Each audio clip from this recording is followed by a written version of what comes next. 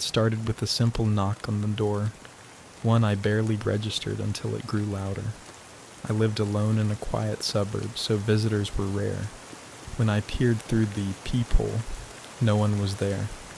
I opened the door slightly, thinking maybe a package had been left, but nothing. Shrugging it off, I turned back inside, only to freeze at the sound of footsteps racing down the hall behind me. I spun around, but no one was there. My heart pounded. I locked the door and checked the entire apartment, but I was alone, or so I thought. Later that night, I woke to whispering coming from the vent above my bed. It sounded like someone mumbling a prayer, words too distorted to understand. I tried to convince myself it was my imagination, until I heard my own name spoken, clear as day. I moved out that weekend. My new place was better, or so I believed. The third night there, I woke to my phone buzzing with an unknown number calling. I declined it, but seconds later my voicemail chimed. Curious, I listened, and nearly dropped the phone. The message was my voice whispering, "Let me in." I tried to forget about it, but things only got worse. One evening, while doing dishes, I noticed a man standing at the end of my driveway. He wore a tattered gray hoodie, face obscured by the shadow of his hood. I stared for several minutes before turning away to grab my phone. When I looked back, he was gone, but muddy footprints trailed from the sidewalk to my window. The next morning, I found a note taped to my door that read, "I like your bedroom light."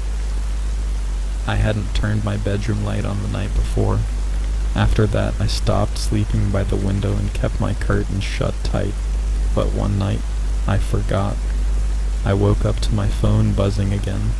Only this time, the unknown number was accompanied by a photo, a picture of me sleeping, taken from outside my window. I moved again after that, and things seemed to calm down. That was until my cousin called in a panic a few weeks later. She lived about 30 minutes away and told me her daughter, Lily, had an imaginary friend named Daniel.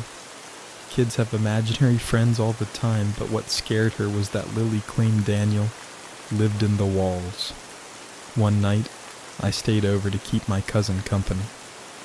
While she was asleep, I went to the kitchen for some water. As I walked back down the hallway, I heard Lily's voice coming from her room, giggling and talking quietly. I peeked inside. She was facing the wall, whispering as if someone was right in front of her. "Lily," I called softly. She turned slowly and grinned at me before saying, "Daniel says you should leave." I did not sleep a second that night. 2 weeks later, their house caught fire. No one knows what caused it, but the firefighters found strange claw marks on the inside of the walls. I tried to forget about everything, just focus on work and move on. But things have a way of finding you. I took up jogging to clear my mind and found a trail in a forest near my new place. One evening, as I ran deeper than usual, I noticed an old wooden staircase in the trees. It led to nowhere, just steps that rose into the sky and stopped. Something about it unsettled me, but curiosity got the better of me. I climbed the stairs slowly, feeling a cold breeze rise as I ascended.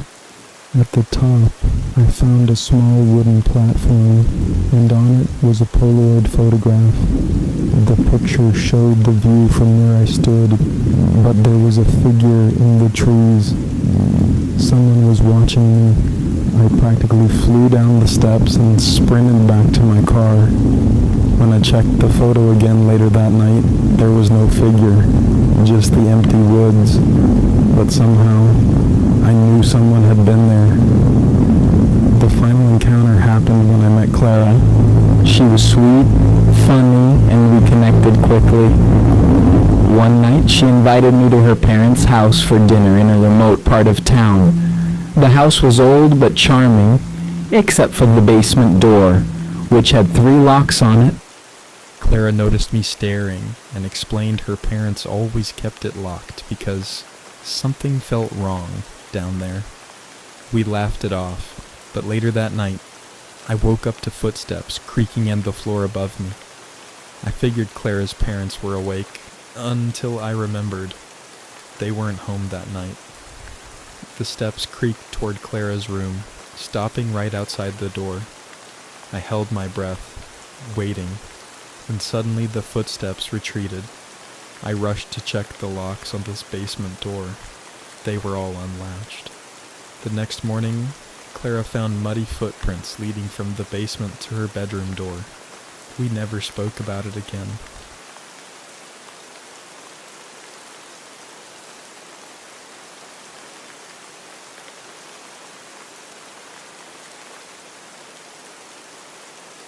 The events described in this chilling Reddit story have sparked several possible theories from the community.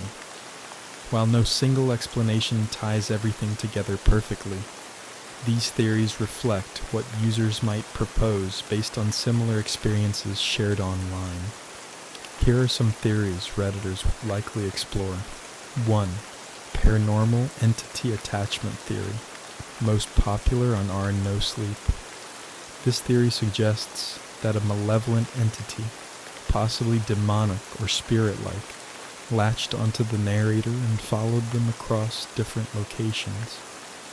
The common theme of claw marks, whispering, and watching from the shadows fits classic haunting patterns.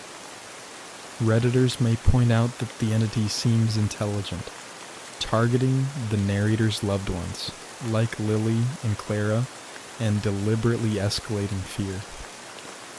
Daniel in the Walls could be this entity manipulating Lily to gain influence or presence in her home. Children are often considered more sensitive to supernatural forces, which aligns with folklore. The claw marks inside the walls might indicate the entity physically manifested, possibly living within the structure itself. The staircase in the woods and the figure in the photograph could suggest a cursed or haunted location, possibly tied to a local legend or forgotten ritual. The basement door unlocking by itself indicates the entity may be physically capable of interacting with objects, a sign of a powerful presence. Reddit user comments for this theory. Daniel sounds like a classic demonic attachment. It didn't just follow you. It latched on and started targeting your friends and family. The claw marks inside the walls, that thing was trying to get out, whatever it was. It's still following you. 2. The inhuman theory. Skinwalker, Wendigo, forest spirit. Some Redditors may tie this to folklore involving skinwalkers, wendigos, or forest spirits. The staircase in the woods has become a popular urban legend on Reddit, with theories claiming these staircases are linked to other realms or cursed beings that use them as a trap. The figure in the photo could be a creature watching and following the narrator. In this theory, Daniel isn't a spirit. It's a shapeshifter, or inhuman presence disguising itself as something familiar to Lily. The staircase may have acted as a beacon or ritual site, where the narrator unintentionally connected with this entity. The basement door unlocking could mean this entity has found new ground to stalk and influence. Reddit user comments for this theory. Those stairs in the woods are bad news. There's a whole thread about search and rescue workers seeing them. People vanish after climbing them. Daniel sounds less like a spirit and more like something pretending to be one to get closer to you. Third stalker, intruder theory. Grounded in reality. A chilling yet realistic theory suggests that all these experiences may be linked to a disturbed individual, a stalker who's been tracking the narrator for months.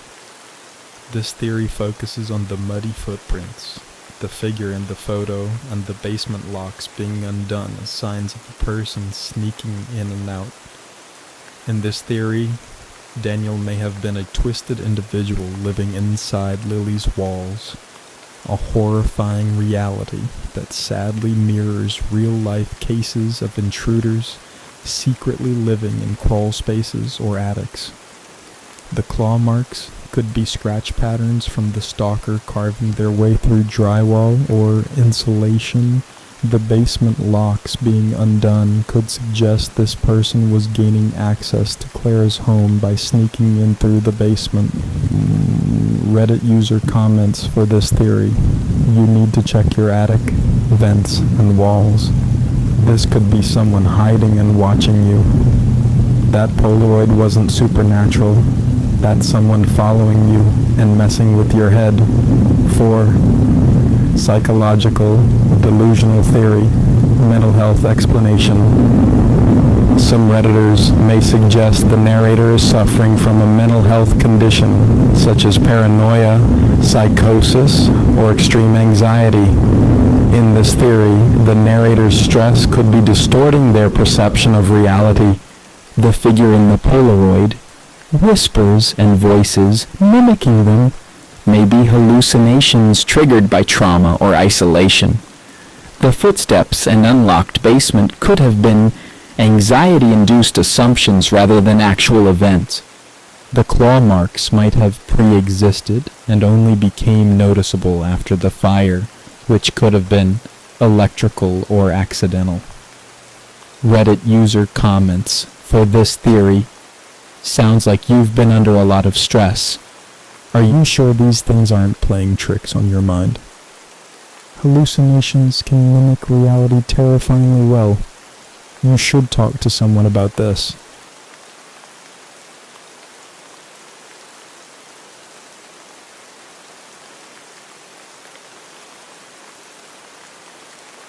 Final verdict: most likely. Theory Reddit would likely combine theories into one chilling explanation. The narrator encountered a malevolent entity while climbing the mysterious staircase. The spirit latched onto them and began feeding on their fear. The entity manipulated Lily, mimicked voices, and possibly used a physical form to stalk and torment them. The stalker theory may also play a role, with a real person exploiting the situation to increase paranoia. The burned house, basement door unlocking, and claw marks all suggest something deeply sinister, part supernatural, part psychological, and entirely horrifying. Top upvoted comment theory: dude, you've got a mix of problems here. Sounds like you pissed off something paranormal when you climbed those stairs, and now it's just waiting. Combine that with someone clearly tracking you, and you're in deep trouble. Burn that photo, sage your house, and get cameras. Whatever's following you isn't done yet.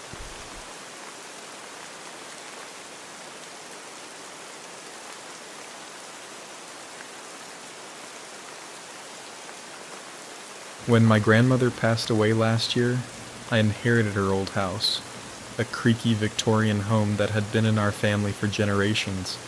The place always unsettled me as a kid. It was too quiet, too cold, and no matter how brightly the sun shone outside, the hallways always seemed dim.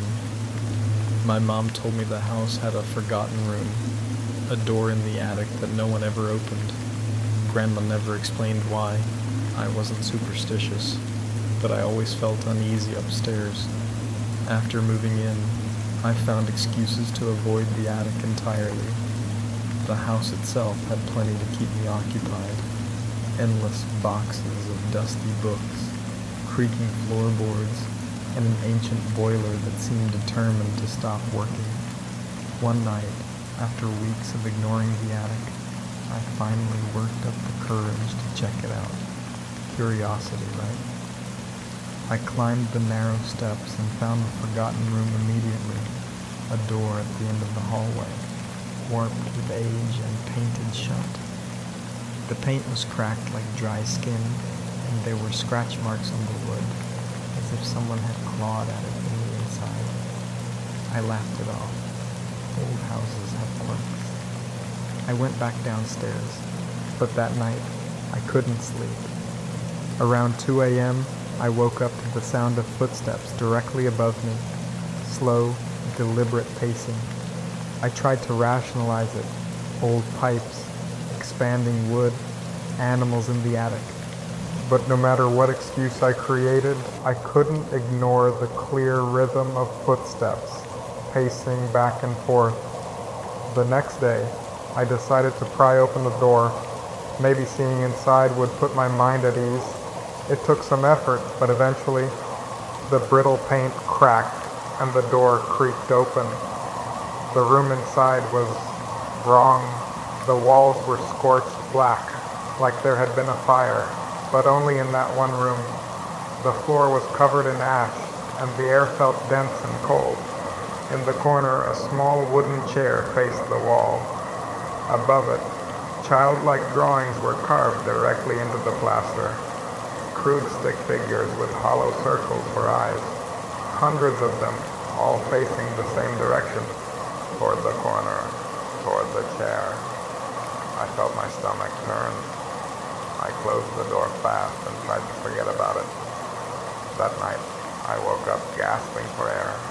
My bedroom felt stiflingly cold, and the shadows in the corners seemed thicker than usual.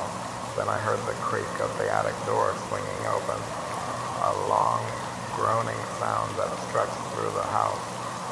The footsteps followed, slow, heavy, coming down the attic stairs.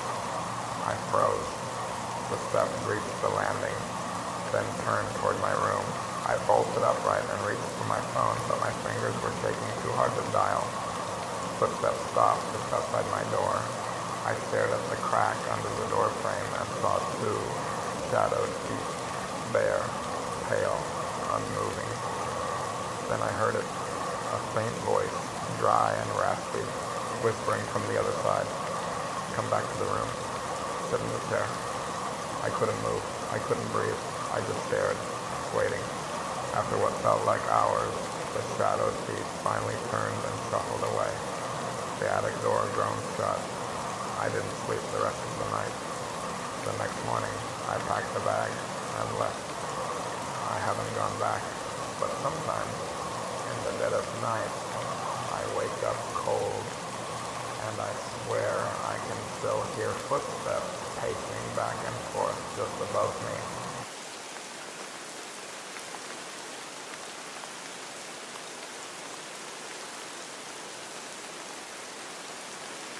The chilling events in this story leave plenty of room for interpretation, and Redditors would have no shortage of theories about what might have happened. Here are some of the most compelling explanations people might propose. 1. Paranormal entity, spirit attachment theory. Most popular theory. This theory suggests that the forgotten room housed a malevolent spirit, possibly tied to the scorched walls and childlike drawings. The claw marks on the door indicate that whatever this presence was, spirit, demon, or otherwise, may have once been trapped inside. The chair facing the wall and the figures with hollow eyes hint at a disturbing ritual or attempt to contain the entity. The whispered invitation, come back to the room, sit in the chair, could be a method of luring the narrator back to establish control or possession. Key signs. Supporting this theory, the scorched walls could indicate a past cleansing ritual, such as burning sage, or even an unsuccessful attempt to destroy the entity. The stick figure drawings resemble common paranormal lore, where symbols are used to trap spirits or mark their presence. The shadowed feet and the pacing suggest a restless spirit, seeking attention or a new victim. Reddit comment. Likely to appear. Whatever's in that room was meant to stay locked in there. You made a huge mistake opening that door. It's free now. 2. Residual energy theory. Haunted imprint. In this theory, the strange events aren't caused by an active spirit, but rather by residual energy, an imprint of past trauma replaying itself. The scorched room may have been the site of a past tragedy, such as a fire that claimed someone's life. The pacing footsteps, shadowed figure, and whispers could be echoes of that event, repeating like a loop. Key signs. Supporting this theory, the cold air and dense atmosphere are classic signs of a location steeped in negative energy. The ash-covered floor and chair facing the wall suggest someone may have once been forced to sit there, possibly a punishment, or worse. The whispered invitation to sit in the chair could be the result of whatever trauma happened there, endlessly playing back. Reddit comment. Likely to appear? Sounds like a tragic event left an imprint, like a recording stuck on repeat. The footsteps, the whispers. It's not targeting you, it's just replaying itself. 3. Psychological breakdown theory. Paranoia, anxiety, or sleep paralysis. Some Redditors might argue that stress, isolation, or mental strain played a major role. The cold room, pacing footsteps, and shadowed figure align with common symptoms of sleep paralysis, a condition where individuals wake up frozen, often hallucinating sinister presences. The fear and tension of moving into an unsettling home may have amplified these experiences. Key signs. Supporting this theory, the whispers and shadow figure are textbook sleep paralysis hallucinations. The footsteps could have been interpreted noise from old pipes, wind, or creaking floorboards in a worn Victorian home. The forgotten room may have triggered anxiety, making the narrator hyper-aware of sounds and sensations. Reddit comment. Likely to appear. Sounds like sleep paralysis mixed with anxiety. Moving into an old, creepy house. Your mind's playing tricks on you, dude. The someone was living in the walls. Theory. Real-world horror. A deeply unsettling yet plausible theory suggests there may have been a squatter or disturbed individual living in the attic or walls. The claw marks could be evidence of someone trapped or intentionally hidden away in the past. The bare feet, pacing footsteps, and whispers may have been a person deliberately trying to frighten the narrator out of the house, possibly to claim the space for themselves. Key signs. Supporting this theory, the scratch marks could indicate a person once locked in the room, a chilling possibility if the forgotten room was used for confinement. The footsteps and whispers suggest intelligence, not just random noise or a passive haunting. The whispered message. Come back to the room. Could have been someone actively luring the narrator upstairs for a more dangerous purpose. Reddit comment. Likely to appear. Bro, you need to check those walls. Old houses have crawl spaces. Someone could have been living up there for months. 5. The cursed object theory. Some Redditors might connect the chair facing the wall and the carved figures to an old curse or ritual. The room could have been used for occult practices, where the chair served as a vessel for communication or containment. The whispered invitation to sit in the chair could have been an attempt to complete the ritual, one that requires someone to take the place of a previous victim. Key signs. Supporting this theory, the stick figure drawings may have been protective sigils, warning symbols meant to contain something within the room. The scorched walls could have been a failed attempt to cleanse the object or stop the ritual's effects. The whispered invitation could be the presence seeking to reclaim power by convincing someone to accept their role in the curse. Reddit comment. Likely to appear, the chair wasn't random. Someone sat there before, and whatever's in that room wants you to sit there next. 6. The it's following you theory, the true nightmare. Perhaps the most unsettling theory suggests that whatever presence was in the forgotten room latched onto the narrator when they opened the door. The pacing footsteps they now hear, despite having left the house, could mean the entity has attached itself to them. The whisper's call to sit in the chair may be its way of demanding submission or control. Key signs. Supporting this theory, the narrators claim that they still wake up cold and hear footsteps, suggests something followed them. The whisper indicates the presence remains aware of them. In folklore, opening a sealed room or object can unknowingly invite a spirit or force to bond with you. Reddit comment. Likely to appear. You didn't leave it behind. It's with you now. Whatever was in that room, it's still waiting. Which theory makes the most sense?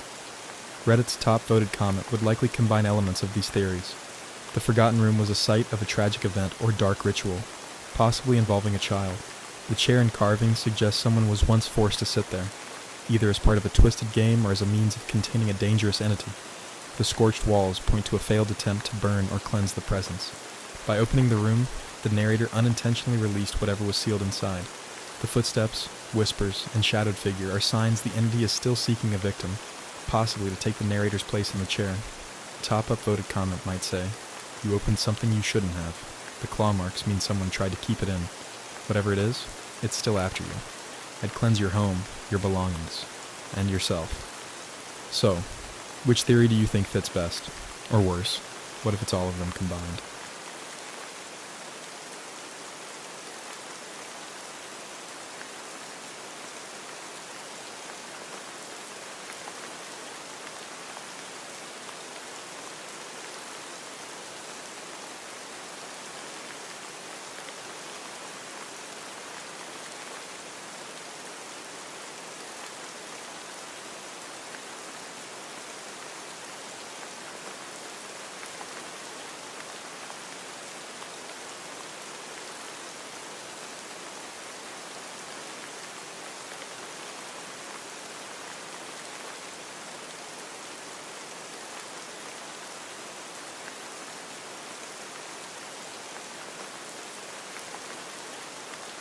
There's something about those late night Reddit deep dives that always leave you with this uneasy feeling, like you've just unlocked some kind of hidden part of the internet you weren't meant to see. And trust me, this story is one of those. This is a real Reddit post that was deleted shortly after it went up, but not before some people managed to copy and archive it. The original poster never updated again, and nobody knows what happened to them after. It starts off innocent enough, just a regular guy venting about some strange things happening in his apartment. But the deeper you go, the more you realize something horrifying is happening, something beyond explanation. The post was titled, "I keep waking up to find things moved in my apartment, but I live alone." And it read, "For the past month, I've been noticing little things out of place when I wake up. At first, I thought I was just being forgetful, but it's getting worse. My keys will be on the counter when I know I left them on the table. My fridge door will be slightly open, and I distinctly remember closing it. My phone was in the bathroom once, and I never take my phone into the bathroom at night. It's nothing huge, nothing dramatic, but it's enough to make me feel uneasy. I live alone in a small one-bedroom apartment on the 3rd floor, and the only entrance is my front door. The windows don't open, and I always lock the door before bed. Always. So how the hell are things moving?" The comments were flooded with people suggesting the usual. Maybe he had sleepwalking disorder, maybe he was just forgetful, maybe it was stress. But OP swore up and down that he wasn't sleepwalking and that he was completely in his right mind. Then things got worse. He updated the post. "Something is wrong. I woke up last night at exactly 3:12 a.m., feeling like I was being watched. My heart was racing, but I couldn't move.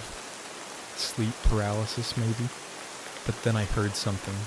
The sound of someone breathing right next to me. Slow, steady breaths. I forced myself to move, reaching for my phone, and the second I turned the screen on, the breathing stopped. I turned on my bedside lamp. Nothing there. But my bedroom door, it was open. And I know I closed it before bed." OP set up his phone to record himself sleeping. He wanted proof, some kind of answer. The next night, he let the camera run, placed on his nightstand facing the bed. He woke up, feeling watched again.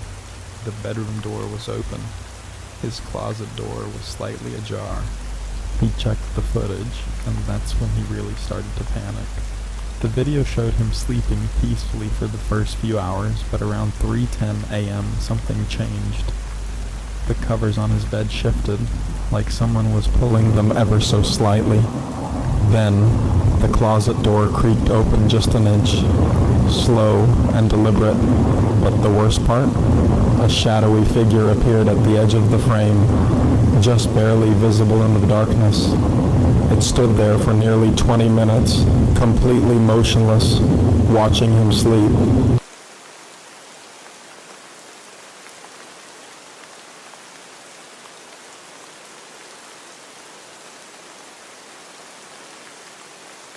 Then, at 3:30, it slowly backed into the closet and the door shut on its own. OP didn't sleep the next night. He locked his bedroom door, barricaded it with a chair, and sat awake with the lights on. He didn't hear anything, didn't see anything, but when he got up to check the front door in the morning, the chain lock was unlatched. And that's when he really started to lose it. He called the landlord, demanding to know if anyone else had a key. The landlord insisted no one did. OP was about to call the police, but what would he even say? "Hi, I think a shadow is stalking me in my sleep." Instead, he bought a cheap security camera and set it up facing his bedroom door. That night, at exactly 3:12 a.m., the motion detector picked up something. The door opened on its own, and then, for a split second, a hand appeared in the doorway. Not a normal hand. The fingers were too long, the skin too pale. It reached up, grasped the door frame, and then suddenly the feed cut out. OP woke up to find the camera smashed at the floor. He packed a bag and left. He drove to his parents' house 2 towns over, refusing to step foot in that apartment again. The landlord called a few days later, seeing they found his apartment completely trashed. Furniture overturned, deep scratches on the walls. The closet door had been ripped off its hinges. OP never went back. The post was deleted a few days later. No updates, no follow-up. Just gone. Some people think it was a hoax, but the ones who saved the footage before the post disappeared swear it was real. The way the shadow moved, the way the closet door opened on its own, and that hand that wasn't human. Some people said the apartment could have been built on something, maybe a site of some horrible event. Others said it was a demon, an entity, something ancient and hungry. But the worst theory? Someone suggested that whatever it was, it had been there long before OP moved in.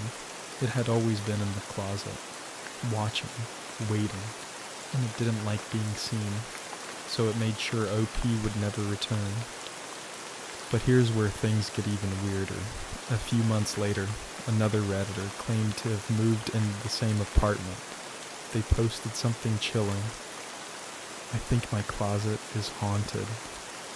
And that's when people really started to freak out. The same thing started happening. Doors moving, whispers in the night, the closet door never staying shut. They even mentioned waking up at exactly 3:12 a.m., feeling watched. The account was deleted shortly after. To this day, no one knows what's really going on in that apartment. The landlord refuses to talk about it. But if you ever find yourself moving into a new place and the closet door just won't stay shut, maybe, just maybe, you should leave it alone. Or better yet, don't move in at all.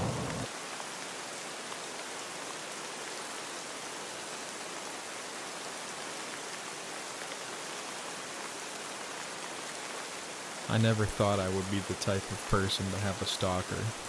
That kind of thing happens to celebrities, influencers, people in the public eye, not regular people like me. But I know now that it can happen to anyone, and once it starts, there's almost nothing you can do to stop it. It started small, a misplaced feeling at first. I would walk home from work at night and get the sense that someone was following me. But when I turned around, the sidewalk was always empty. Sometimes I would hear footsteps that stopped the second I did. Sometimes I would see a shadow in my peripheral vision, only to find nothing there when I looked. It was unsettling, but I convinced myself I was just being paranoid. Then things escalated. One night, I got home and found my front door unlocked. I never forget to lock my door. My stomach dropped as I stepped inside, bracing myself for something, anything. But the house was exactly how I left it. No drawers open, no furniture out of place. Nothing was stolen. The only thing that was different was the air. It felt off, like someone had been there just seconds before I walked in. I checked every room, every closet, but I was alone.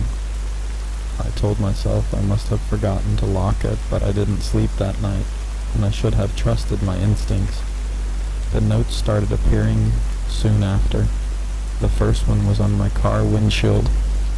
You looked beautiful today. No name, no signature, just those words, written in neat, careful handwriting. It was unnerving, but I tried to brush it off as a creepy prank. But then the second note came. This time, it was inside my apartment. I found it on my bedside table when I got home from work. I love watching you sleep. I felt sick. Someone had been in my home. Someone had been in my bedroom. I checked every lock, every window, but they were all intact. I had no idea how they got in, and that was the worst part. I didn't know where the entry point was. I called the police, but they were frustratingly unhelpful. Could be a prank, one officer suggested.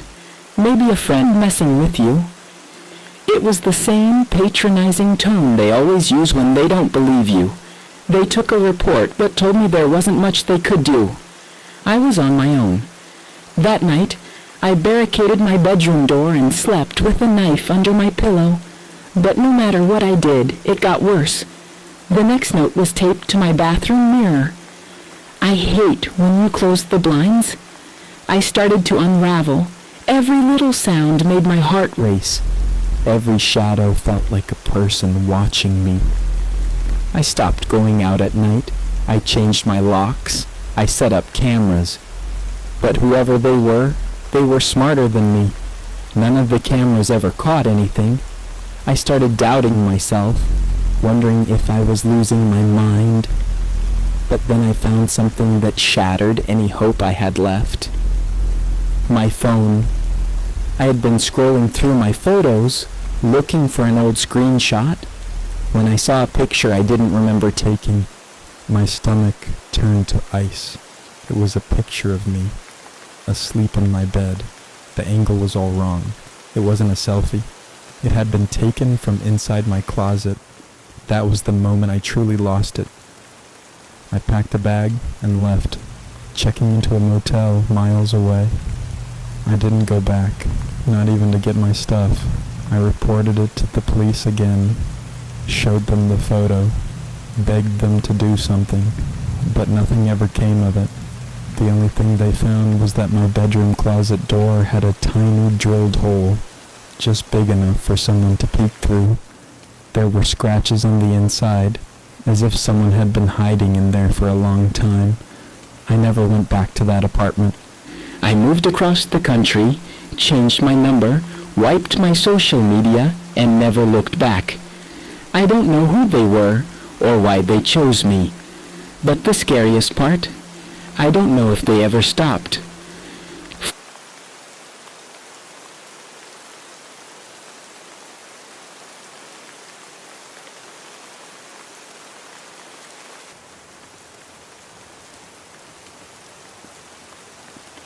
There are many disturbing theories about what really happened in this case, and while none of them provide definitive answers, they each offer horrifying possibilities.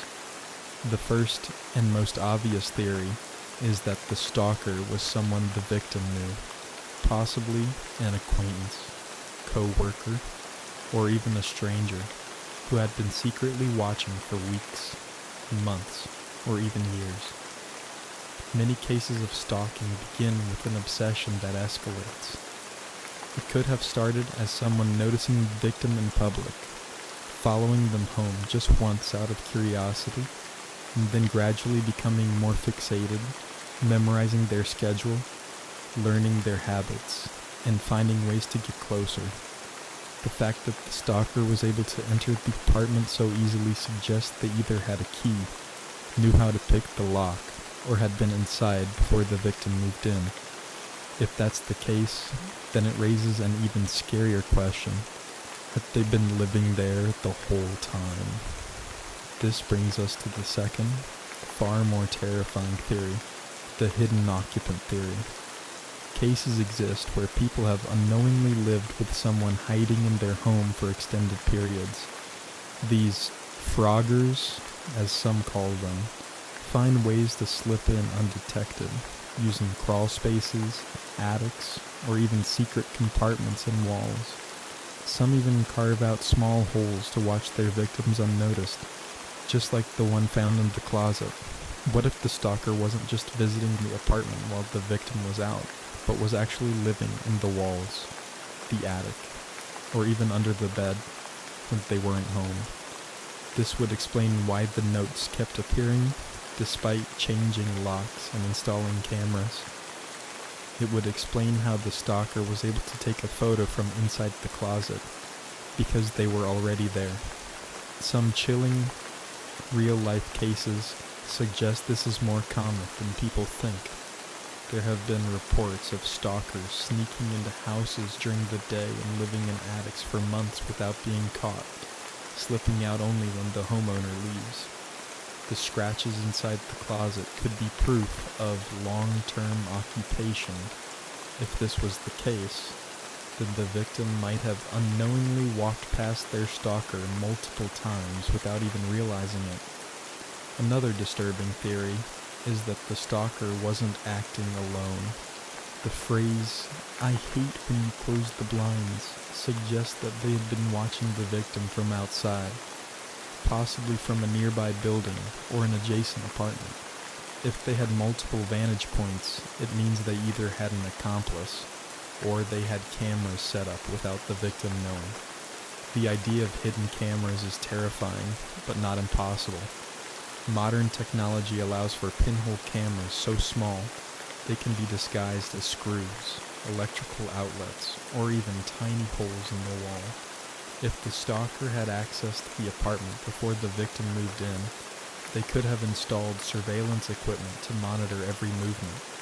This would explain how they always knew when the victim was alone, when they were sleeping, and even when they were out of the house.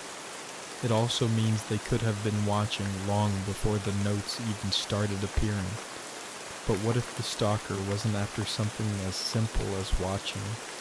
What if they were waiting for the right moment to strike? The theory that this could have been an escalating predator is one of the most unsettling. Many serial offenders begin their process with stalking, breaking in, leaving messages, and testing their victim's response. Some do it for the power trip, enjoying the psychological torture of knowing their victim is scared but has no proof of their existence. But eventually, in nearly every case like this, they reach a point where that isn't enough. The gradual increase from simple notes to physically entering the bedroom and taking pictures is the kind of escalation seen in many home invasion cases that end in violence. If the victim hadn't left when they did, there's a terrifying possibility that one night the stalker wouldn't have just taken a picture. They would have been standing over the bed, waiting. Another horrifying possibility is that the stalker was someone who had been in the victim's life the whole time but never revealed themselves. A distant friend, a rejected admirer, or even a complete stranger who fixated on them after a single brief encounter. Some stalkers become obsessed with the idea that they have a special connection with their target, even if they've only spoken once in passing. These individuals sometimes believe their victim is sending them secret messages, unknowingly communicating with them through everyday actions. If this was the case, the stalker may have truly believed they were in a relationship with the victim, one that the victim wasn't even aware of.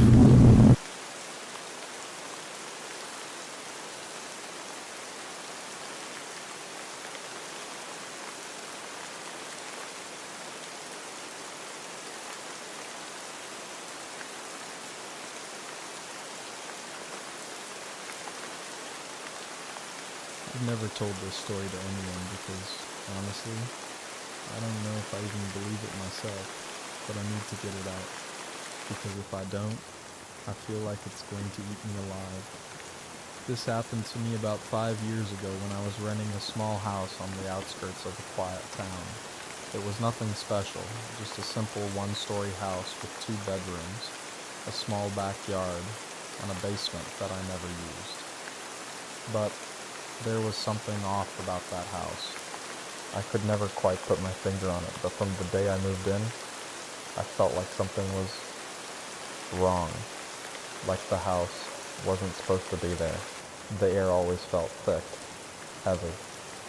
And at night, there was this strange creaking sound, like footsteps, but not quite. More like something shifting inside the walls. I tried to brush it off, convincing myself it was just an old house settling, but then I noticed something impossible. One night, I woke up around 2:30 a.m. to use the bathroom. As I stepped into the hallway, I saw something that made my stomach drop. At the end of the hall, there was a staircase leading up to a second floor. That doesn't sound scary. Right? Except my house didn't have a second floor. I stood there, frozen, staring at the stairs. I could see the faint outline of a door at the top, slightly ajar, but there was no light, just pure darkness beyond it. My mind raced, trying to make sense of what I was seeing. I had lived in that house for months. I knew every inch of it, and I knew for a fact that the staircase had never been there before. I felt this deep, primal fear settle in my gut, like I had just stumbled across something I was never meant to see. I turned on every light in the house, but the staircase remained solid, real. I was too afraid to go near it, so I locked myself in my bedroom, barely sleeping until the sun came up. The next morning, I hesitantly stepped into the hallway, expecting to see the impossible stairs again, but they were gone. Just a solid wall where they had been. I felt insane. I even ran my hands over the wall, knocking, pressing, looking for some hidden door or passage. Nothing. It was like they had never been there, but I knew what I saw. Over the next few weeks, things got worse. I started waking up at exactly 2:33 a.m. every night, always with the feeling that I wasn't alone. Sometimes I'd hear faint footsteps above me, like someone walking on a second floor that didn't exist. Other times, I'd wake up to my bedroom door slightly open, even though I always shut and locked it before bed. But the worst part was the whispers. I started hearing them in the middle of the night, soft, unintelligible, coming from above me, like something was trying to talk to me but couldn't quite form the words. I refused to sleep in that house anymore. I started spending nights at a friend's place, only going back during the day to grab clothes and essentials. I didn't care if I was being paranoid. I just knew something in that house wasn't right. And then, one night, I made the mistake of going back after dark. I had forgotten my laptop charger and figured I could be in and out in 5 minutes. As I stepped inside, the air felt wrong, heavy, suffocating. The whole house was silent. I grabbed my charger, ready to leave, when I heard it. A door creaking open, but not from my bedroom, from the hallway, from upstairs. My blood turned to ice. I slowly turned my head, and my heart nearly stopped.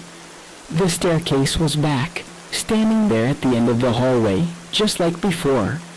But this time, something was different.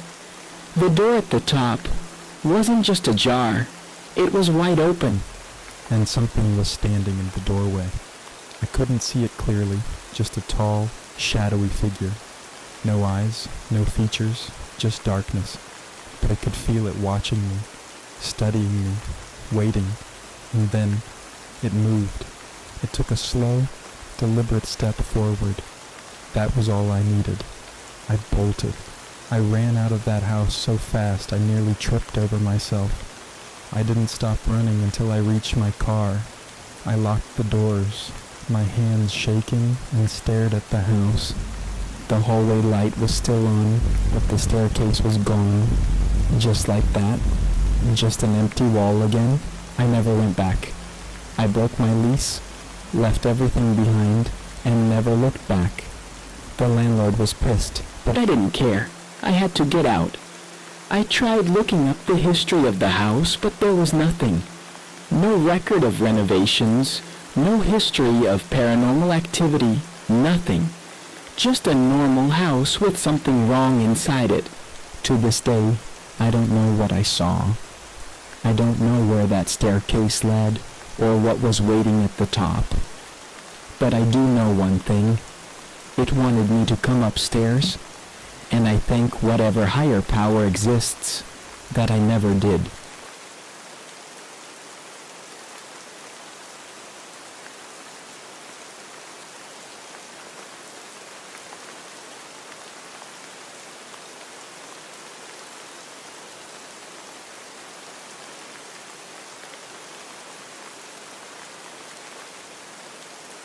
There are many theories surrounding this terrifying and impossible staircase phenomenon, and while none of them can fully explain what happened, they each offer chilling possibilities.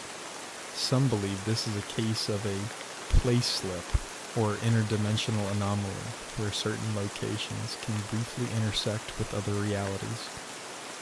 In this theory, the staircase is not actually part of the house, but rather a structure from another timeline or parallel world bleeding into ours. This would explain why it only appears at certain times, like 2:33 a.m., as if that's the moment when the veil between realities is thinnest. If this is true, then the figure seen in the doorway might not be a ghost or a demon, but rather something or someone from an alternate plane of existence. It raises terrifying questions. Is there another version of the house, one where the staircase was always there? If so, was the shadowy figure another version of the homeowner, staring back in equal horror, seeing a wall where there should be a hallway?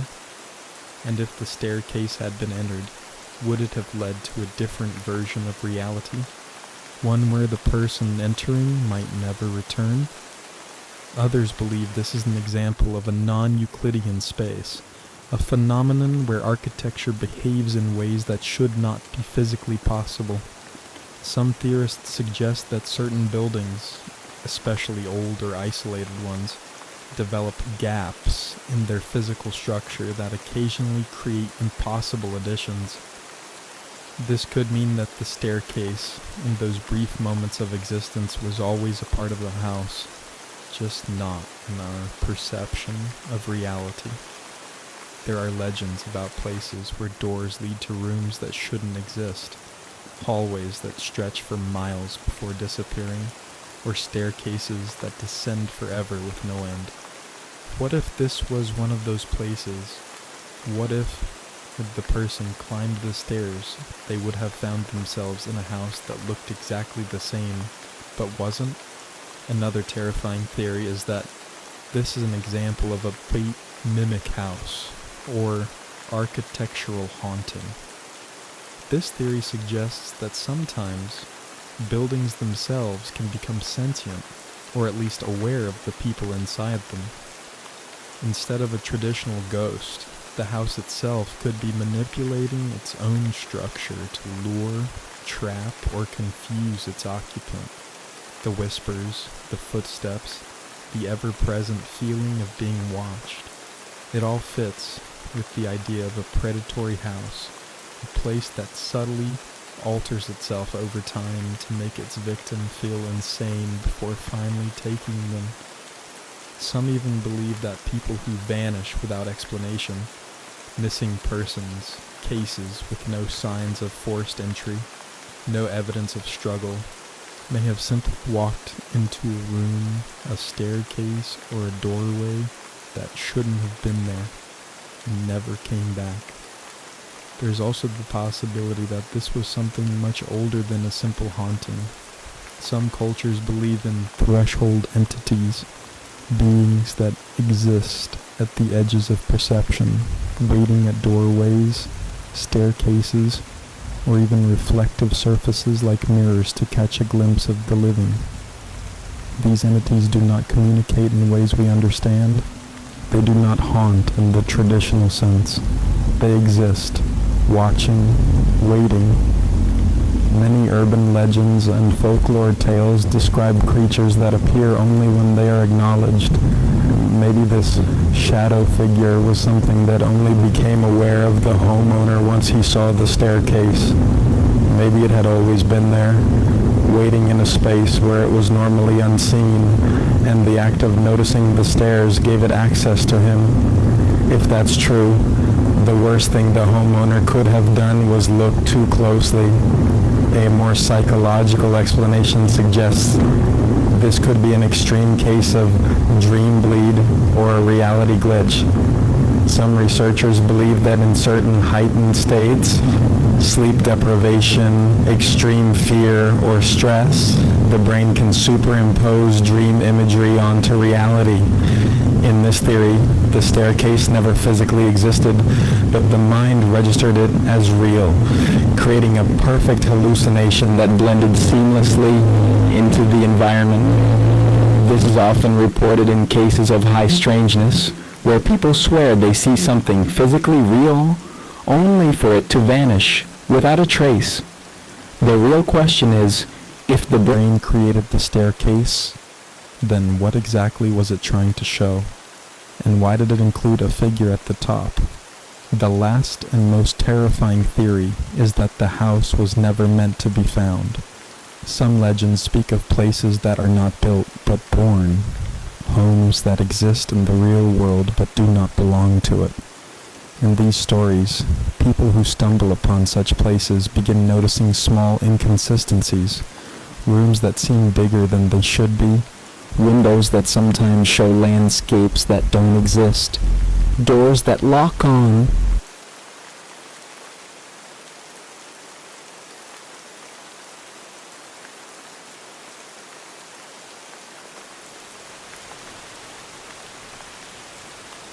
Hey/X, I'm not sure how to even start this, but I need to get this off my chest.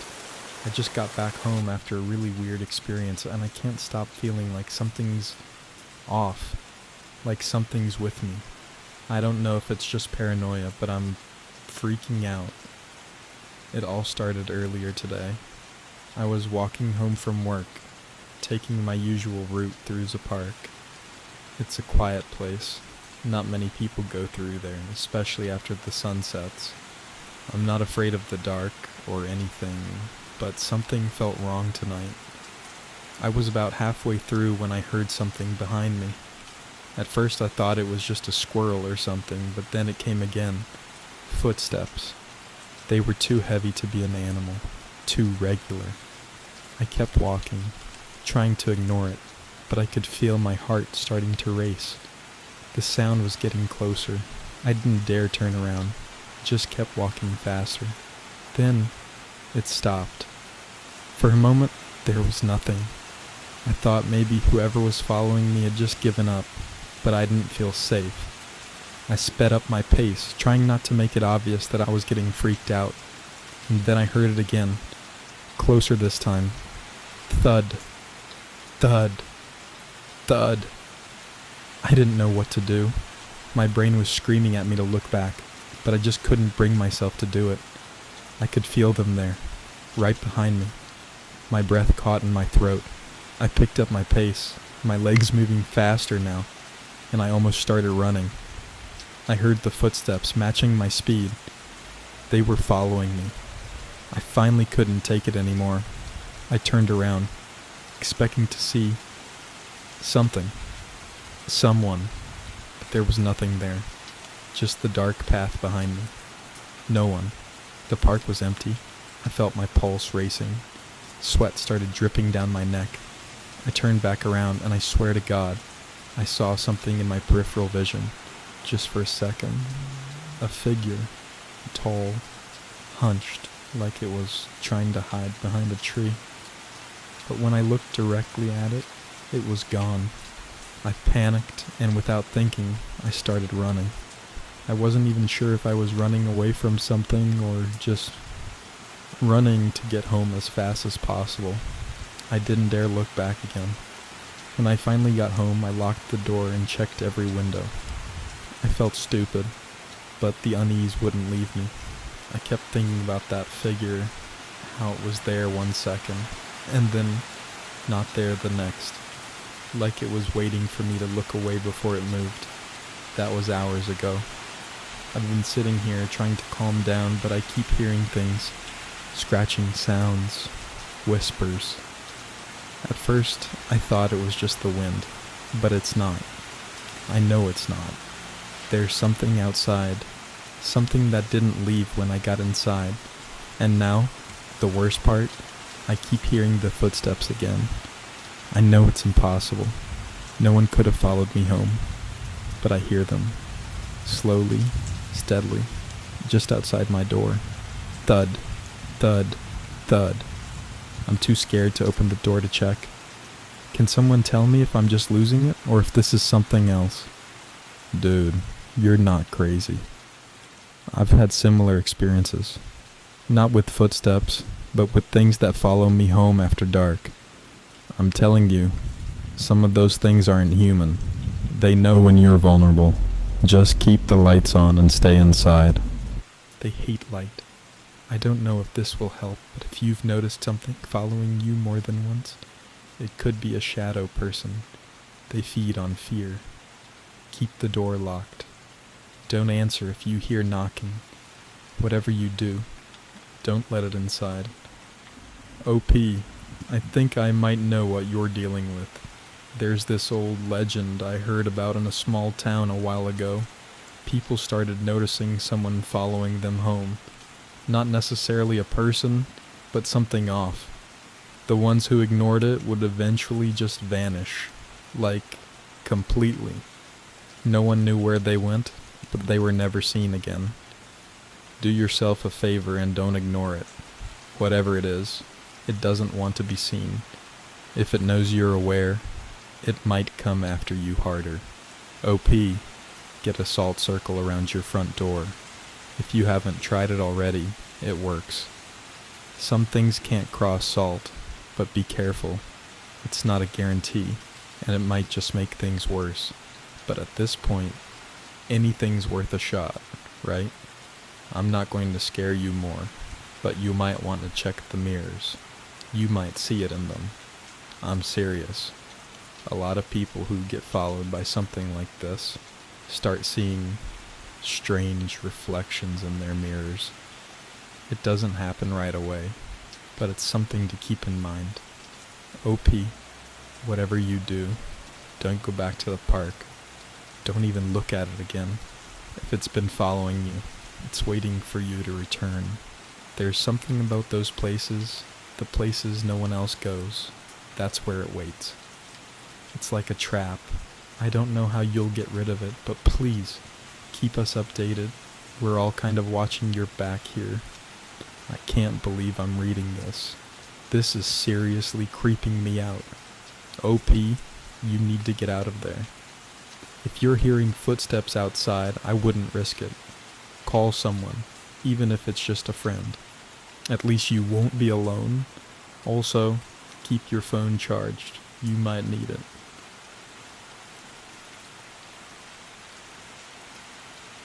That was the last post from OP. After that, his account went quiet. No further updates came through, and no one ever heard from him again. It's possible that he either deleted his account or simply stopped posting, but considering the context of his last post, some of us have our own theories about what happened. One theory is that OP was indeed being followed by something, whether it was a shadow person, a paranormal entity, or even something far worse. Some users on /x/ suggested that entities like these feed on fear, and that the more you acknowledge them, the stronger they become. OP's paranoia and fear might have led to something more sinister, with the entity feeding off of his growing dread. Others believe that the trap described in the post could have been a warning that he was being stalked by something that would only show itself once he started acknowledging it. The fact that he heard the footsteps at his door, despite the physical evidence pointing to no one being outside, suggests that whatever was haunting him could cross into his space without a physical body. Another possibility is that OP may have stumbled upon an old urban legend or cursed location, like a park where strange occurrences are known to happen. Some users mentioned the idea of mirror reflections being linked to the phenomenon, hinting that the entity might have found a way into the physical world through mirrors or other reflective surfaces. There's also the idea that the park itself might have some sort of history, something dark tied to it. Perhaps the figure he saw behind the tree wasn't just an ordinary figure, It could have been the spirit of someone lost there long ago, waiting for its next victim to cross its path. Then there's the even darker possibility. OP might have gone back to the park, or perhaps something followed him home in a way we don't fully understand. We'll never know what happened for sure, but the strange absence of any further posts, combined with his final words about hearing footsteps outside his door, leaves a lot to the imagination. Whatever it was that followed him, it's still out there, waiting for the next person to notice it.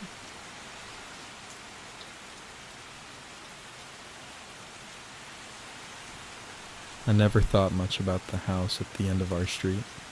It was old, sure. One of those Victorian-style places that looked like it belonged in a black and white horror movie. But it wasn't abandoned. Someone lived there. We just never saw them. My name's Jake, and I live in a quiet neighborhood where nothing ever really happens. The people here go to work, come home, mowed their lawns, and mind their own business. I guess that's why no one ever bothered questioning the house at the end of the street. If there was ever a time to start asking questions, though, it was the night my best friend Mason went missing. It started as a joke. A bunch of us were hanging out, swapping ghost stories, when someone brought up the house. I heard some guy lived there with his wife, and one night, she just disappeared, Sarah said, lowering her voice. Like, no explanation, just gone. Yeah, Mason chimed in, and some kid dared to knock on the door once, and the dude chased him down the street with a knife. We all laughed, but something about the way Mason looked at the house made me uneasy. It wasn't just amusement, it was curiosity. "Alright, let's go check it out," he said. I should have said no. I should have told him to drop it, but I didn't want to look like a coward. So we went. Just Mason and me, sneaking out after midnight with flashlights and adrenaline pumping through our veins. As we got closer, the air felt heavy, like a storm was coming. The house loomed over us, its peeling paint and boarded-up windows making it look almost skeletal. Mason reached the front porch first. The wood groaned under his weight. "Dare me to knock," he whispered. I shook my head. "Dude, let's just go." Too late. His knuckles rapped against the door, the sound echoing through the still night. We held our breath. Nothing. Mason grinned. "See? Just an old..." The door creaked open. We froze. The hallway inside was pitch black. The air smelled damp, like something rotting just beneath the surface. I took a step back, but Mason stepped forward. "Mason, don't..." I hissed, but he was already inside. I hesitated. My gut screamed at me to leave, but I couldn't let him go alone. So I followed. Inside, the air was thick, suffocating. The floorboards groaned beneath our feet. Dust motes swirled on the light of our flashlights. The place looked untouched, like no one had lived there for years. And then the door slammed shut, behind us. I spun around, heart hammering. Mason cursed under his breath, pulling at the knob. It wouldn't budge. "What the hell?" he muttered. "Old house. Probably just..." A thud echoed from upstairs. We both froze. "Mason," I whispered, "we need to go. Now." Another thud, then another. Slow, deliberate footsteps. Someone was up there. Mason raised his flashlight toward the staircase. "Hello?" he called. Silence, and then a whisper. "Come upstairs." My blood turned to ice. The voice was low, raspy, and unmistakably inhuman. Mason grabbed my arm. "Run." We bolted. Mason reached the door first, yanking at the knob, but it still wouldn't open. The footsteps above quickened.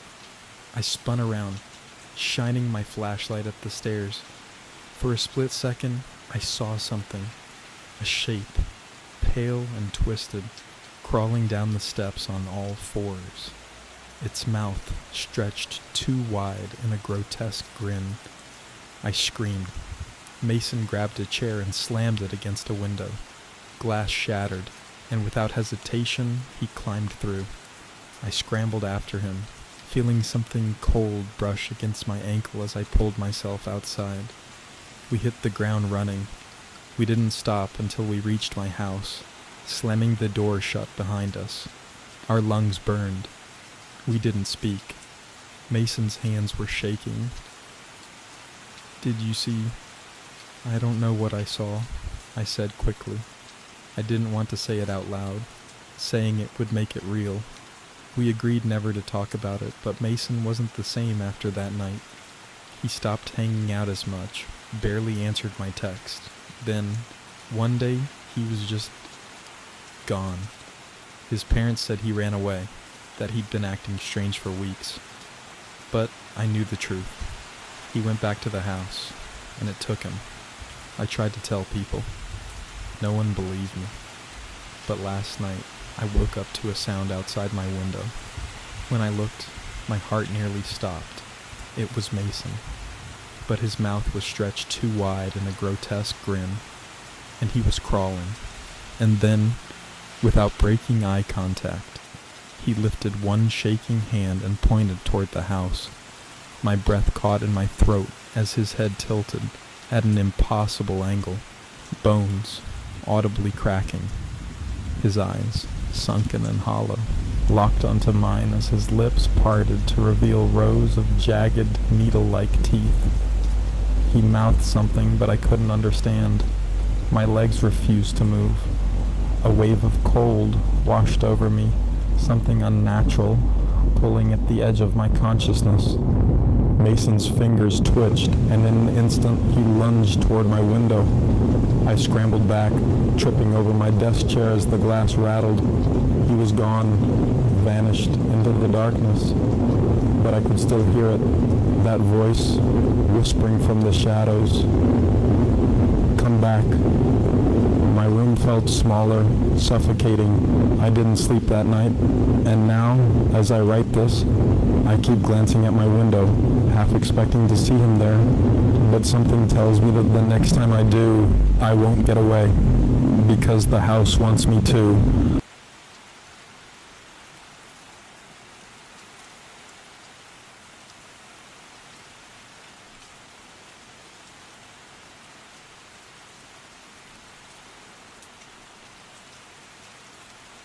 Alright, /X. I wasn't going to post this because I figured it was just my brain messing with me, but things have gotten worse, and I need to know if anyone else has experienced something like this.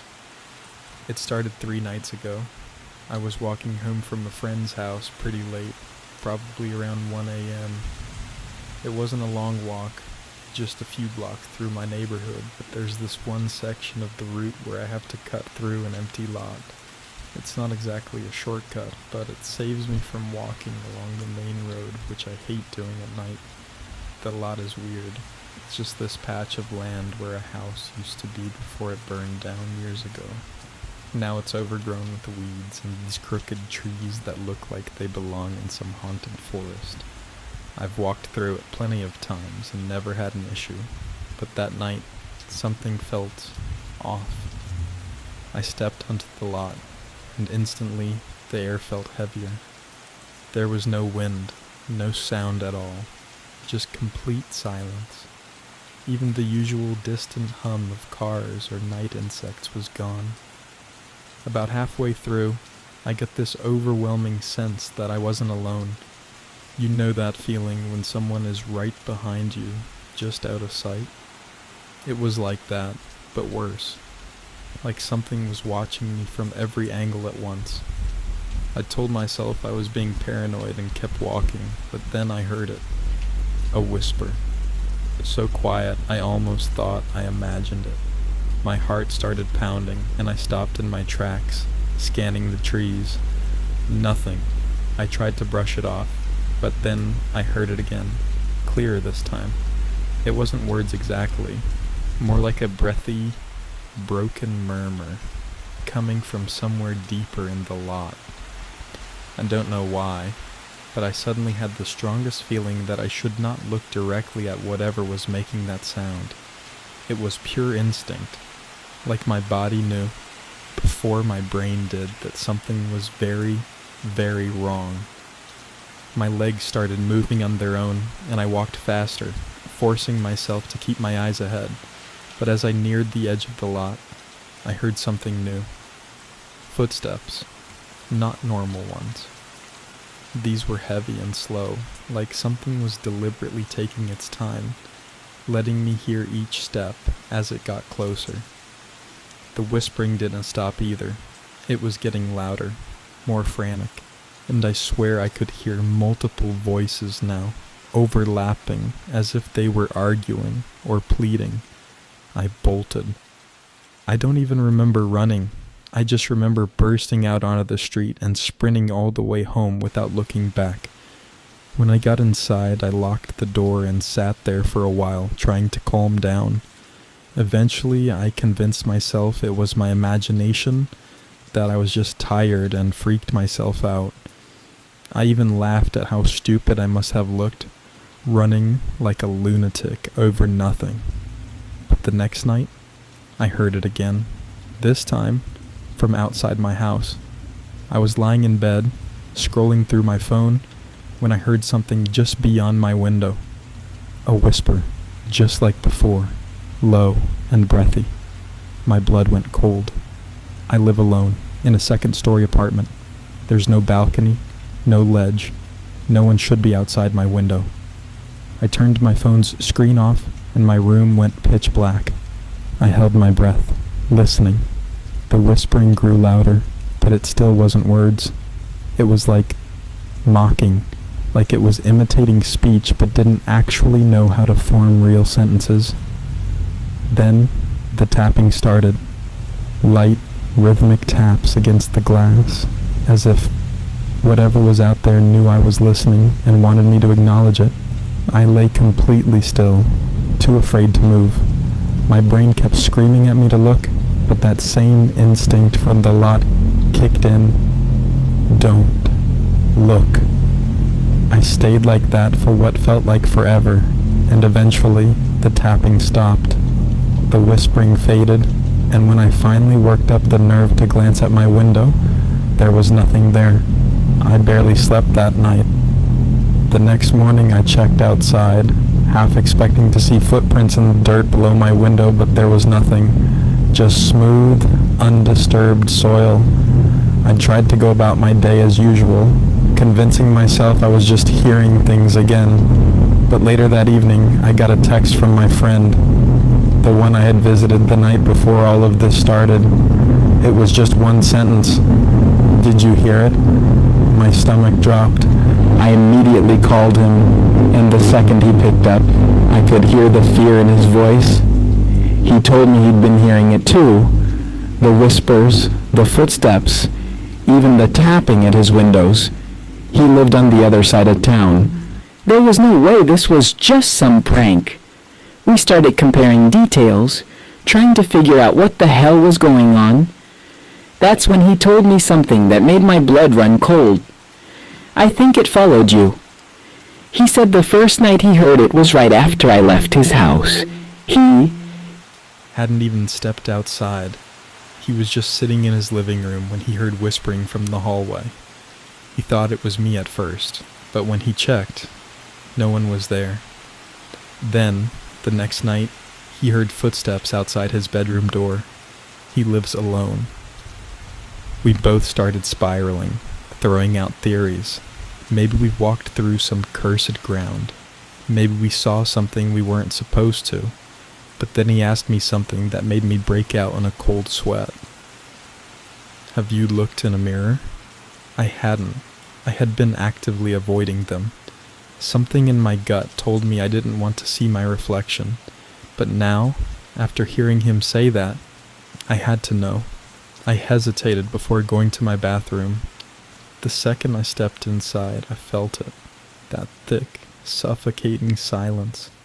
Like the air itself was holding its breath. Slowly, I lifted my eyes to the mirror. My reflection was wrong. At first glance, it looked normal, But as I stared, little details started to stick out. My expression wasn't quite right, too stiff, too vacant, and then, slowly, it smiled. I didn't.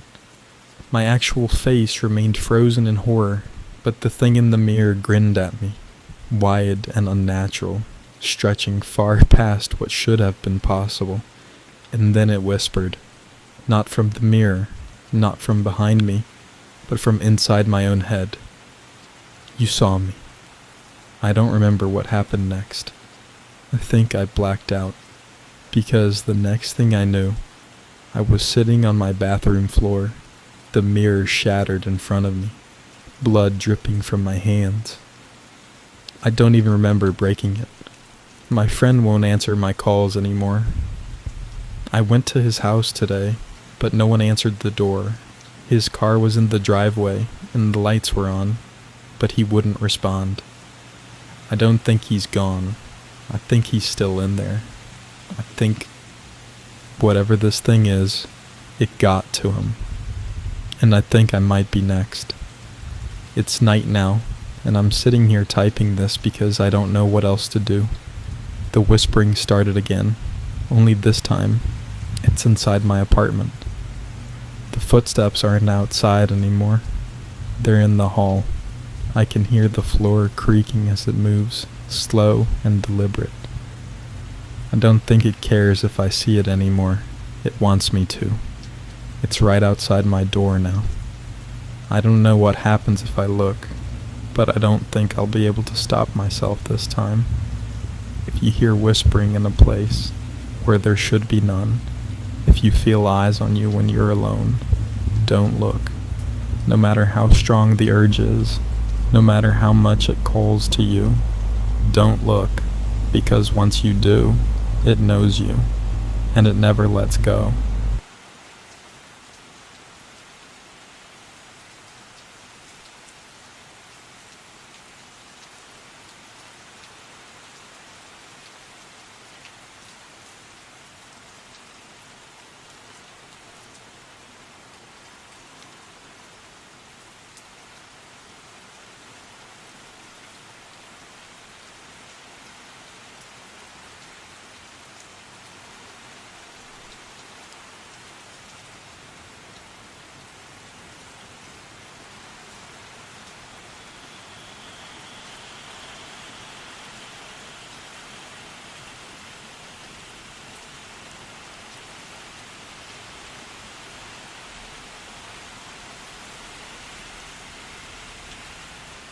I never believed in ghosts. I never thought there was anything beyond the physical world, no strange forces or supernatural entities. But after what happened to me, I don't know what to believe anymore. I've been trying to explain it, make sense of it, but no matter how much I try, I can't. The only thing I know for sure is that something was in my house, and it wasn't something I could see. It all started 2 months ago when I moved into my first apartment. I had been living with my parents for the last couple of years, trying to save up, and when I finally had enough money for a place of my own, I jumped at the opportunity. The apartment was small but charming, located in an old building just on the edge of town. The rent was reasonable, and the area was quiet, perfect for someone who worked late hours and preferred a little peace and solitude. The apartment itself wasn't fancy, but it was cozy. There were creaky floors, a musty smell that lingered in the air, and a thin layer of dust that I had to scrub away from the countertops, but it felt like home right away. Everything was fine for the first week. I was adjusting to living on my own, figuring out the best places to put my furniture, learning the ins and outs of my new space. I even started enjoying the solitude. My neighbors were distant, mostly quiet, and I rarely saw anyone, which suited me just fine. But then, on the night of the second week, I heard it. I was lying in bed, trying to fall asleep after a long shift at work. The city outside was silent, and the only sounds I could hear were the soft hum of my fridge and the distant sounds of traffic. It was peaceful, too peaceful. I had just started drifting off when I heard a faint whisper. It wasn't loud, but it was distinct, and it seemed to come from somewhere in the room. I sat up quickly, heart pounding in my chest, but the apartment was dark and still, and I couldn't see anything unusual.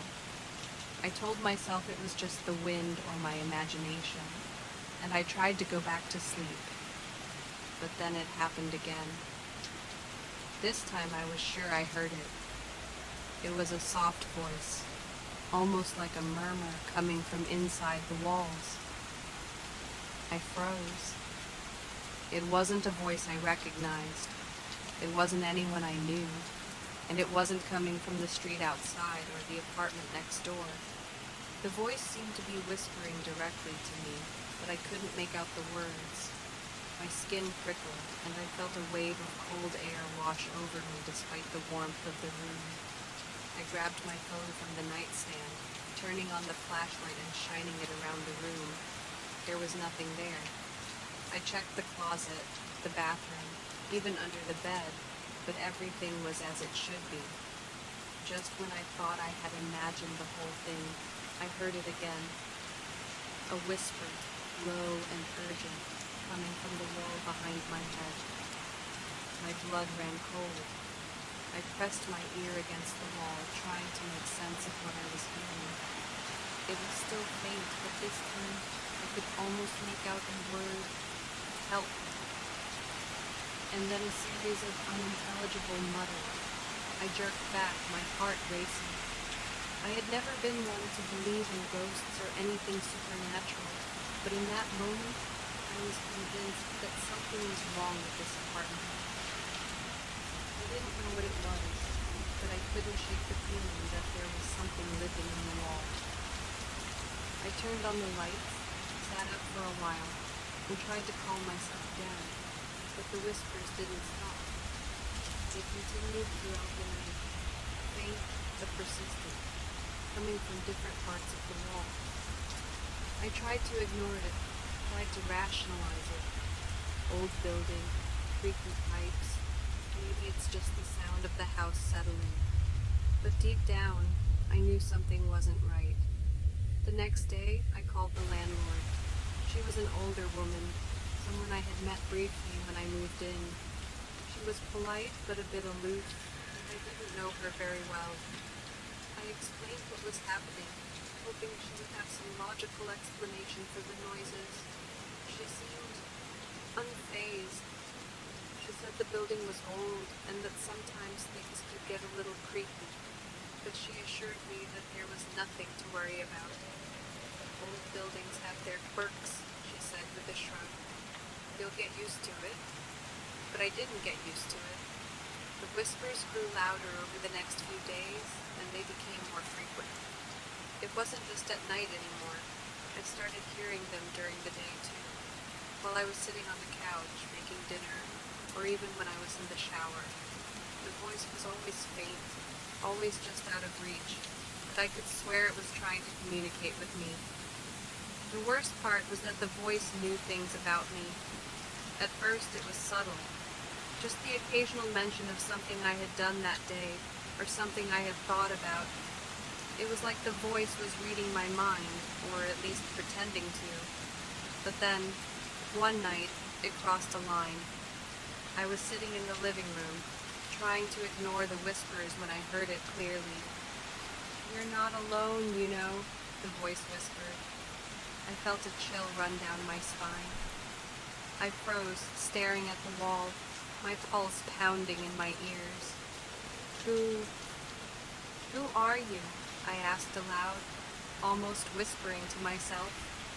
There was a pause, and then the voice came again, this time much clearer and much closer. "I'm right behind you." I spun around, but there was no one there. The room was empty, just the shadows and the light from my desk lamp. I didn't know what to do.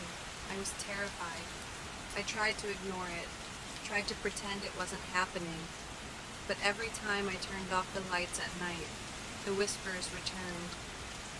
I started sleeping with the lights on, but even then, I could hear it, the voice, always lurking in the walls. It was as if the house itself was alive, watching me, listening to me, waiting. Then came the night that changed everything. I had just finished my shift at work and was exhausted, barely able to keep my eyes open. I walked into my apartment, shut the door behind me, and collapsed onto the couch. For the first time in weeks, I was too tired to care about the whispers. I turned off the lights and let the darkness take over, hoping to finally get a full night's sleep. But the moment my eyes, I heard it. A loud bang, followed by a scraping sound. I shot upright, heart in my throat. The noise was coming from the wall, right next to the couch. I grabbed my phone, using its flashlight to scan the room, but there was nothing there. I could hear the scraping again, followed by more bangs, louder this time as if something was trying to break through the wall. I stood up, trembling, and backed away slowly. The room seemed to grow colder, the air heavier. The whispers started again, but this time it wasn't a voice. It was a growl, low and guttural, like something was trying to speak through a mouthful of gravel. I couldn't breathe. I couldn't think. The sound was so intense that it felt like the walls were closing in on me. I ran out of the apartment, slamming the door behind me. I stood outside in the hallway, heart pounding in my chest, trying to collect myself. I didn't know what was happening, but I couldn't stay there another minute. I ran down the stairs and out into the street, not caring where I went, just needing to get away from that apartment, from the whispers, from whatever was in the walls. I stayed at a friend's place that night, and when I returned the next day, I found that the apartment had been completely silent. The whispers had stopped, the scratching had stopped. Everything was normal, but too normal. I didn't know if I had imagined the whole thing, if I had just been overtired or stressed, but I knew that I couldn't stay there any longer. I packed up my things and moved out within the weekend. I never told anyone what happened because honestly, I'm not sure I believe it myself. But I know one thing for sure. Whatever was in those walls, it was waiting for me. And now that I'm gone, I don't know if it's still there. There's no way I'm ever going back. I never owned a full-length mirror. I live alone in a tiny apartment, just a bedroom, bathroom, and kitchen. The only mirror I had was the one above my bathroom sink. So when I woke up one morning and saw a tall antique mirror standing against my bedroom wall, I felt my stomach drop. I didn't buy this. I stared at it, my mind racing. Had I forgotten? Had someone broken in and left it? That didn't make any sense. My front door was still locked, the window shut. And yet there it was. The frame was old, carved with intricate patterns, almost organic, like twisting vines or bones. The glass was warped and eaten. I should have thrown it out right then, but I didn't. Instead, I did something stupid. I walked up to it, and I looked. At first, everything seemed normal. My reflection stared back, same messy hair, same tired eyes. But something was off. The longer I looked, the more it felt like my reflection was watching me back, not just mirroring me, observing me. I lifted my hand. My reflection did the same. Perfectly normal. My reflection took a second too long to follow. I stepped back, heart pounding. The air in my room felt wrong, like the pressure had changed. I turned away, refusing to look at it anymore. That night, I barely slept. Every time I closed my eyes, I felt like something was standing over my bed, staring down at me. But every time I turned on the light, the room was empty, except for the mirror lurking in the corner. The next morning, I decided enough was enough. I grabbed the mirror and dragged it out into the hallway. I was going to throw it away, take it to the dumpster. But when I came back from work that night, it was back in my bedroom. I froze in the doorway. My brain refused to make sense of it. Had I forgotten? No. I knew I'd put it outside. I remembered the weight of it, the way my fingers had pressed into the wood frame. I tried to rationalize it. Maybe someone saw it in the hall and assumed it belonged to me. Maybe my land. Put it back inside. I forced myself to ignore it. But that night something changed. At around 3 a.m. I woke up. Not to a noise, not to movement, just a feeling. My room was too quiet. The air felt still, thick with something unspoken. And then I heard it, a soft, faint tapping, coming from the mirror. My chest tightened. I didn't move. Then, again, a quiet, deliberate tap, tap, tap like fingers against glass. Slowly, I turned my head toward the mirror.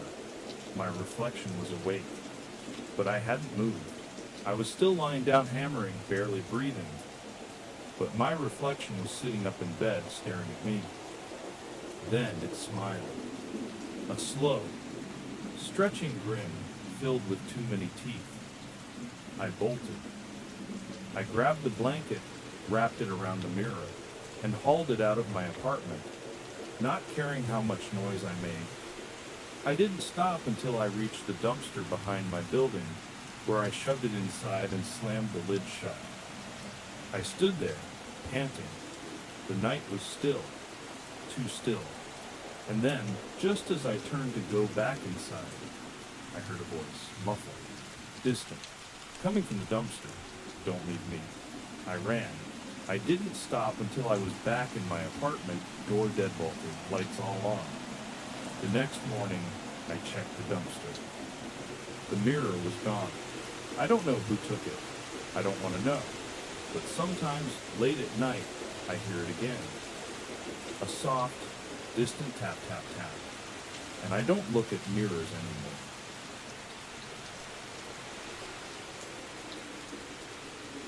I don't talk to my neighbors much.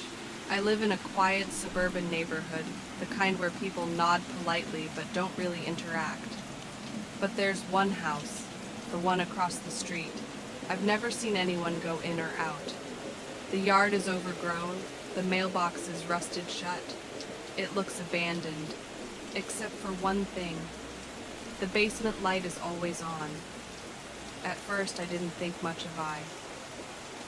Maybe someone lived there, just kept to themselves. But then I started noticing things. The light would flicker, always at the same time every night, 1:33 a.m. Sometimes it would stay on for hours. Other nights it would blink rapidly, like Morse code. And then, last week, something changed. The light went out. I don't know why, but it bothered me. It had been on for so long, its absence felt wrong, like something had finally ended. The next night it came back on, but this time something was different. There was a shadow, a figure moving behind the glass. I tried to tell myself it was just my imagination, but the more I watched, the clearer it became. Someone, or something, was pacing back and forth. Then, at exactly 1:33 a.m., it stopped and turned toward me and nearly dropped my coffee. I was standing by my bedroom window, lights off, just watching it. There was no way whoever was down there could see me, but I swear, it was looking right at me. The next morning, I couldn't shake the feeling that something was off, so I did something stupid. I went to the house. The front door was locked, but when I walked around to the back, I saw that the basement door was slightly open. I should have turned around. I should have walked away, but I didn't. I reached out and pushed the door open. The basement was cold, the kind of cold that sticks to your bones. The air smelled damp, like mildew, something rotting. And then I saw them. Rows of chairs, old wooden chairs lined up facing the same direction, toward the back wall, like an audience. And in the center of the floor, a single light bulb dangling from the ceiling. It was still swinging slightly, like someone had just brushed past it.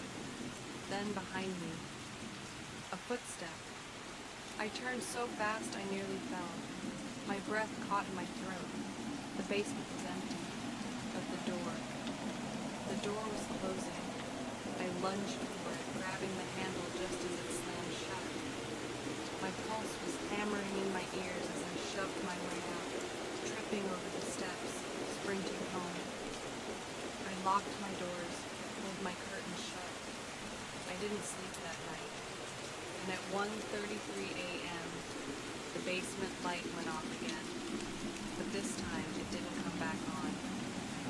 I don't know what I interrupted. I don't know who or what was watching me from that basement. But the next morning, the house was empty. The chairs were gone. The light bulb was missing. And the basement door wide open, like it was waiting for me to come back.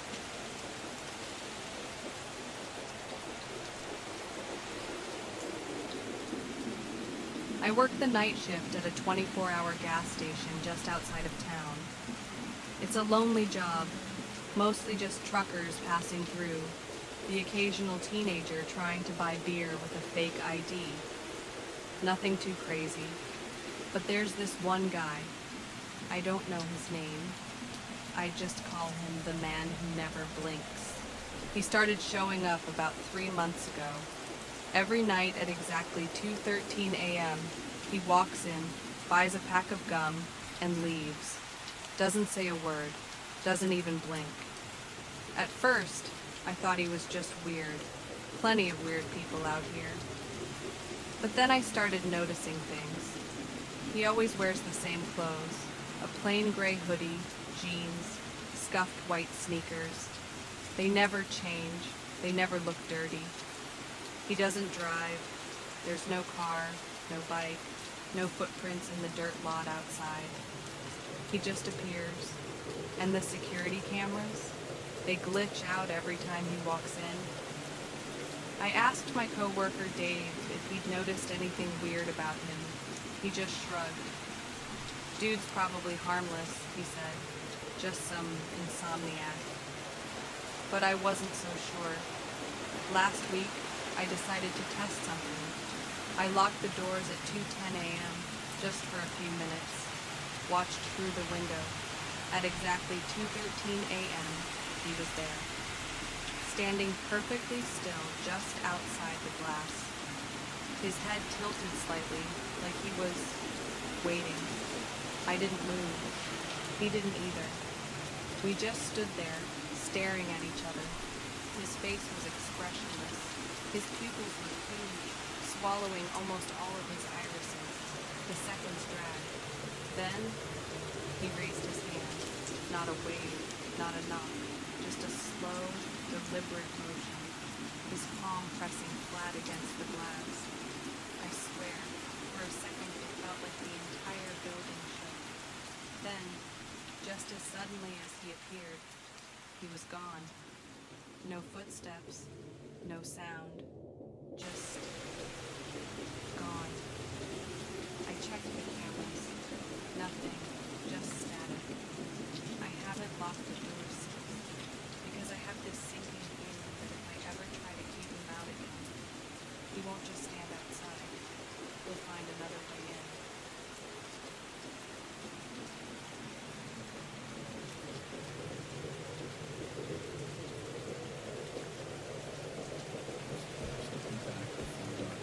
That was the year.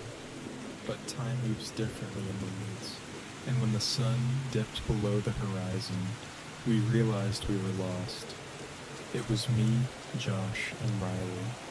We'd grown up together, spent every summer exploring the forest behind Josh's house. We knew those woods, or at least, we thought we did. The plan was simple. Hike to the old fire tower, take some pictures, and head back before sunset. We made it to the tower just fine, spent maybe half an hour up there messing around, watching the sun lower in the sky. Then Riley said he heard something, a clicking sound. Probably just a deer, Josh said, but Riley frowned. No, it's weird. Listen. We went silent. Sure enough, there it was. A rhythmic click, click, click, steady, deliberate. Not like an animal moving through the brush, more like something imitating an animal. We laughed it off at first, but then we started walking back. That's when we found the footprints, bare, human, leading in circles. My stomach knotted. Josh forced a chuckle. Alright, now it's creepy. Riley was staring at the prints, brow furrowed. Who the hell is walking out here barefoot? The woods were too thick for it to be clear. The nearest road was miles away, and besides, the tracks. They went normal. The spacing was off, like whoever, or whatever, had made them didn't walk quite like a person. Go, I said. The clickings moved closer now. We picked up our boots. At first it was fine. We were still joking, somehow convinced we were scaring ourselves for nothing. But then, the path started to feel long, like we were walking in circles. Josh muttered, we passed this street over there. I didn't want to believe it, but yeah, we had. A thick oak with deep scars along the bark. I'd run my fingers over it maybe 15 minutes earlier. We're going to go tell me. Riley whispered. The air felt heavy, thick with the smell of damp earth and something else. Something rotting. That's when we saw the clearing. A massive tree stood in the center, gnarled and ancient. Its bark carved with strange symbols. The kind that looked like they meant something, even if you didn't know what. At its base, a hole, a dark, gaping maw into the earth. Josh swallowed hard. We need to leave. But Riley, he wasn't moving. He was staring at the hole, his breathing shallow. Then he whispered, "Someone's down there." My skin crawled. What? He pointed. I saw something move. I didn't want to look, but I did. The hole was just a void, swallowing light. But as I stared, my vision adjusted. A hand, pale, reaching. Then before I could even scream, I grabbed Riley's ankle. We let out a strangled yell, stumbling backward, but the thing pulled him down. Josh and I lunged, grabbing him in legs, pulling as hard as we could. His eyes were wide but clear, his hands clawing at the dirt. Then we heard a voice, soft, down, come down, it's safe. But it wasn't Riley's voice. It sounded like him, but the cadence was off. The words were too slow, too careful, like something was learning how to speak. We pulled harder. Then, suddenly, Riley was free. He fell backward, gasping. The hole was silent. No hand, no movement back there, just an empty void. Riley was shaken. His jeans were ripped at the ankle, his skin covered in long, thin scratches, like fingernails had been digging into him. We didn't say a word. We just ran. I don't remember getting back. One minute we were spinning through the trees, and the next we were stumbling into Josh's backyard, panting, covered in sweat and dirt. None of us spoke about it. Really never told us we saw him. But after that night, he changed. He was quieter, always looking up through the road. His hands would shake as he walked past the woods. Then, a month later, he disappeared. Search parties come to the forest for weeks. No body, no clues, just gone. Josh and I know the truth. He never left. Sometimes when I dream, I see that hole again. And in the darkness, I voice, soft, and then would come down and say,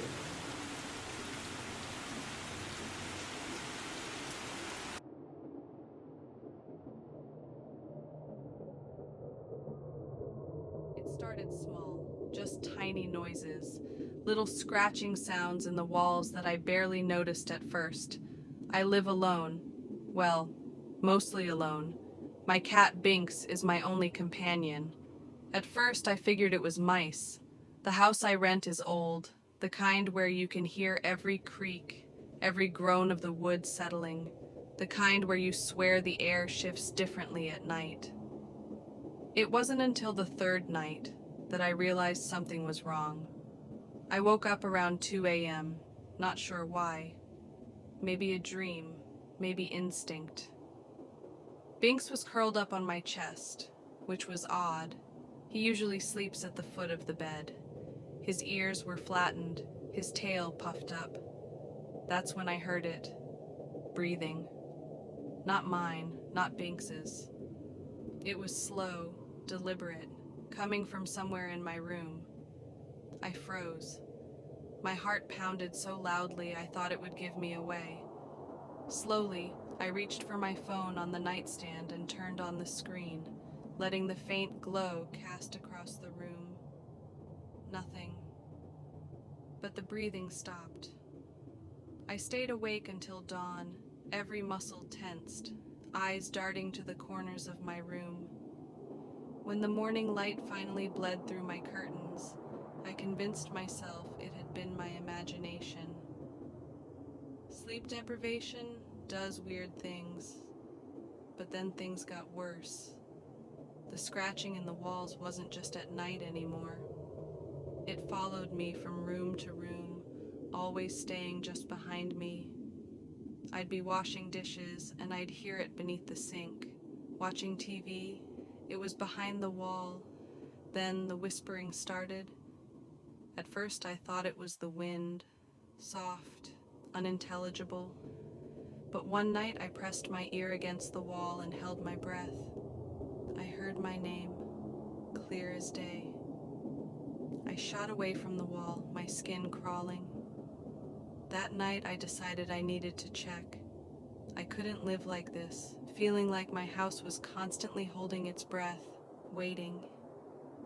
I grabbed a flashlight, moved my dresser away from the vent cover, and unscrewed it. The air that rushed out was stale. Shining my light inside, I expected to see nothing but dust. But then I saw something move, a shadow shifting, deeper in the crawl space. My throat tightened. My mind screamed at me to run, but I stayed frozen, staring into the darkness. And then, eyes. Two pale, unblinking eyes staring back at me from the vent. I dropped the flashlight. My breath caught in my throat as the thing, whatever it was, began to move. Slow, deliberate shifting. I ran. I didn't even grab my keys. I just bolted out of the house barefoot, feeling the cold pavement against my feet. I made it to my car, locked the doors, and sat there panting, staring at my bedroom window. Something moved behind the curtains. I never went back inside. I called my landlord the next morning. He sounded weirdly unfazed, just muttered something about old houses and things that shouldn't be disturbed. They put the house back up for rent last week. I wonder if the new tenants have noticed the noises in the walls yet.